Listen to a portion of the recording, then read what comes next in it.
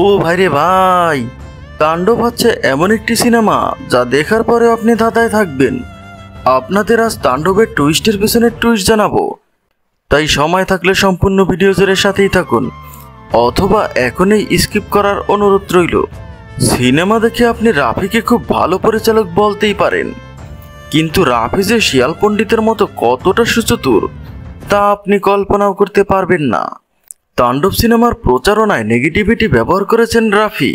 শুধুমাত্র শাকিব খানের সিনেমায় নিশুর ক্যামিও নিয়ে পাল্টাপাল্টি কয়েক হাজার কন্টেন্ট তৈরি হয়েছে, যাতে রাফির পরিকল্পনার সূক্ষ্ম প্রমাণ মিলে। অন্যদিকে আপনি যখন তাণ্ডব সিনেমা দেখে হল থেকে বের হয়ে ভাবছেন তাণ্ডব 2 কবে আসবে, আমি বলছি আপনার সে আশায় ঘুরে বালি। শাকিব খানকে টেক্কা দেবার জন্য নিশুকে তৈরি করছেন রাফি। সুরঙ্গ সিনেমার শেষরাসুর মাসুদ থেকে নিশুকে ডন মাসুদ বানানোর জন্য সুরঙ্গ 2 আগে আনবেন রাফি। এরপর বানাবেন তাণ্ডব 2 সিনেমা, যেখানে শাকিবের প্রতিদ্বন্দ্বী হিসাবে সামনে আসবে নিশো। রাফির এই পরিকল্পনার ব্যাপারে আপনার মতামত জানাতে পারেন কমেন্ট বক্সে। সবাই ভালো থাকবেন, ধন্যবাদ।